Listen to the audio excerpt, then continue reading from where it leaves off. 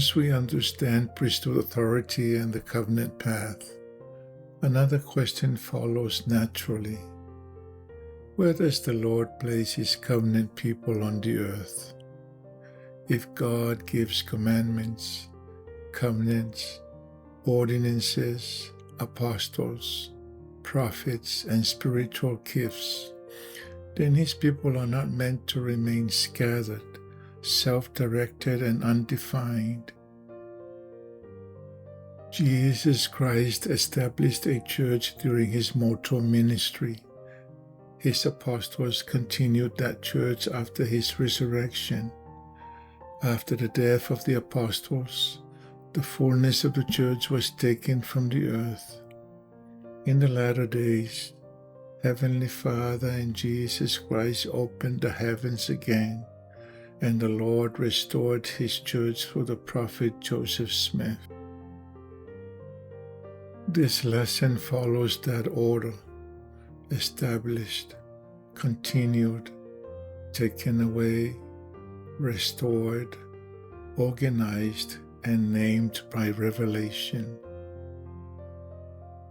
The church did not begin as a later invention of religious people. Jesus Christ Himself spoke of His church. When Peter bore witness that Jesus is the Christ, the Son of the living God, the Savior answered, "Upon this rock I will build my church." The church was built on revelation from the Father that Jesus is the Christ. It was built on authority and the living truth that Jesus is the Son of God.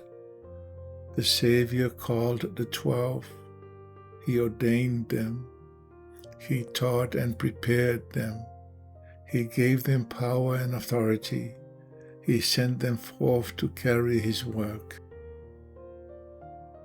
He said, "Ye have not chosen me, but I have chosen you and ordained you." To Peter He said, "I will give unto thee the keys of the kingdom of heaven."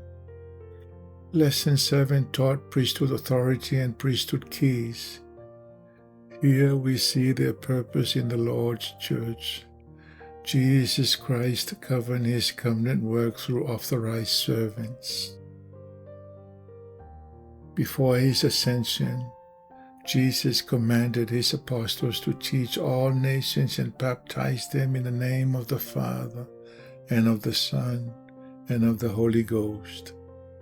After His resurrection and ascension, the apostles carried His work forward. They preached repentance, they baptized believers, they conferred the Holy Ghost, they taught doctrine, they corrected error, they organized the saints, they testified that salvation comes through Jesus Christ. The earliest Christians were not only private believers, they were added to the church.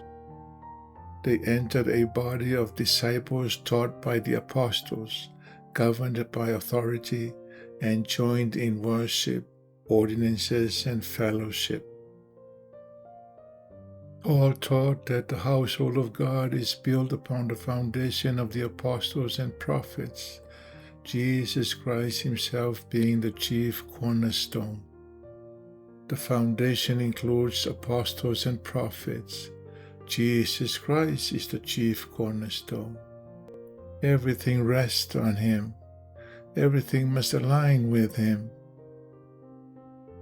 Paul taught that Christ gave apostles, prophets, evangelists, pastors, and teachers for the perfecting of the saints, for the work of the ministry, for the edifying of the body of Christ. The Lord gave structure so the saints could be taught, shepherded, protected from false doctrine, and strengthened in unity and faith. New Testament pattern is clear. Christ established a church, called apostles, gave authority, administered ordinances, taught doctrine, and gathered saints into one body. And after his resurrection, Jesus Christ also appeared among the Nephites. His disciples asked him what they should call the church. The Savior answered, "Ye shall call the church in my name." Then he asked, "Howbeit my church save it be called in my name?" The Savior continued, "If it be called in my name, then it is my church, if it so be that they are built upon my gospel. The church must bear his name. It must also be built upon his gospel. The Lord joined name and gospel together. The name of the church is not mainly a label. It is a witness of ownership, doctrine, authority, and covenant identity. The falling away or great apostasy was introduced in the earlier lessons. Here we only need the main point. The church Jesus established did not remain on the earth in its fullness after the death of the apostles. The Bible dictionary says the scriptures contain prophecies that the church Jesus established would fall into apostasy, and that this occurred soon after the death of the 12. This does not mean all truth disappeared. It does not mean sincere Christians were rejected by God. Many people loved Jesus Christ, preserved Scripture, prayed, served, sacrificed, and lived according to the light they had. But the fullness of the Lord's church was no longer present with the same organization, authority, apostles, prophets, and authorized ordinances Christ had established. That is why a restoration was needed. The restoration began with God the Father and His Son Jesus Christ appearing to Joseph Smith. This was not a committee. It was not a reform movement. It was not a human effort to improve religion. The Father and the Son opened the heavens. The Father introduced His beloved Son. The Son carried forward the Father's work. Moses records the Father's purpose.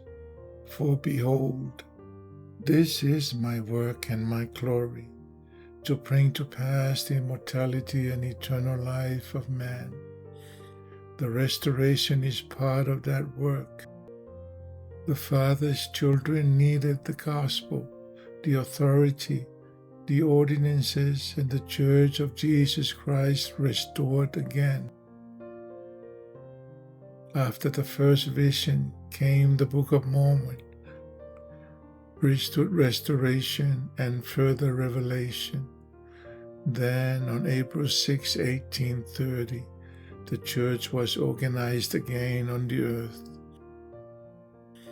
Doctrine and Covenants 20 calls this the rise of the Church of Christ in these last days. This section heading says the revelation gave instruction on church organization and government, and that it pointed to the day when the church should be organized again on the earth. The restored church was the Lord's church organized again by commandment. Doctrine and Covenant 20 gives a plain picture of that organization. It gives instructions for baptism. It gives the sacrament prayers. It lists elders, priests, teachers, and deacons. It teaches that members should walk in holiness before the Lord.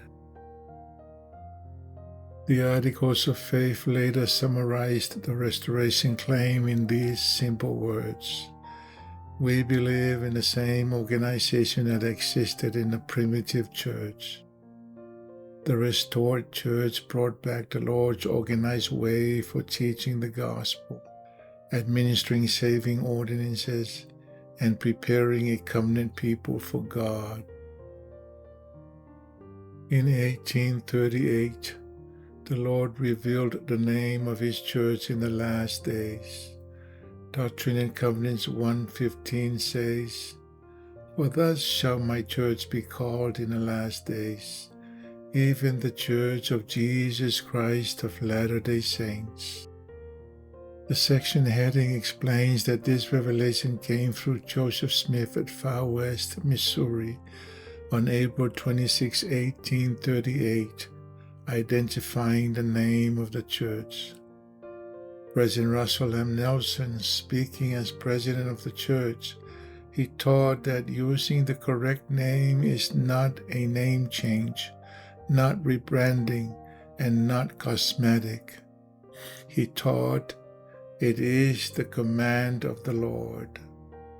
President Nelson also said, Jesus Christ directed us to call the church by His name because it is His church, filled with His power. For non-members listening, the name is not mainly a branding issue. It is a witness that the church belongs to Jesus Christ, teaches His gospel, and invites all people to come unto God through Him. Today, the restored church carries the Lord's work forward. Lesson 6 taught the first principles and ordinances. Lesson 7 taught priesthood authority and keys. Here we see those blessings placed in the Lord's restored church. The church administers baptism and confirmation by authority. It gathers disciples to partake of the sacrament. It prepares saints for temple covenants. It sends missionaries to invite all people to come unto Christ. It helps families and individuals continue in covenant life. Paul called the church the body of Christ. The church has many saints, many callings, many gifts, and many needs.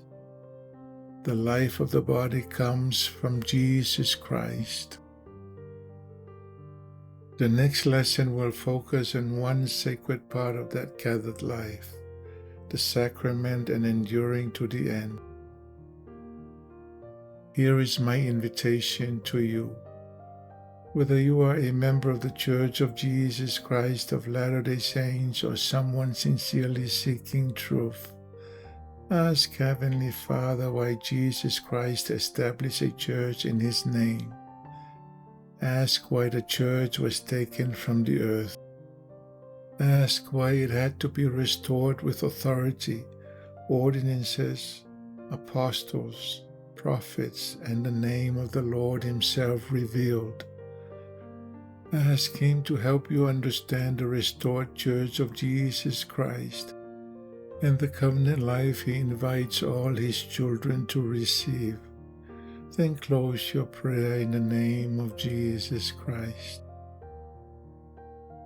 Jesus Christ established a church in His name.